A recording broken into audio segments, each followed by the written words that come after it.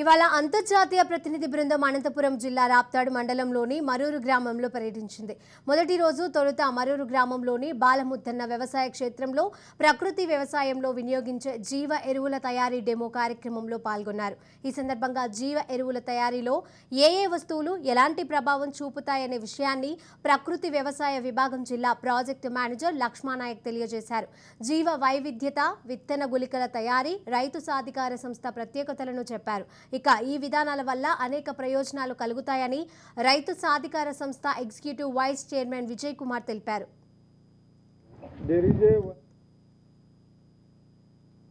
రైతు సాధికార సంస్థ రాష్ట్ర వ్యాప్తంగా ప్రకృతి వ్యవసాయ కార్యక్రమం అమలు చేస్తున్నది.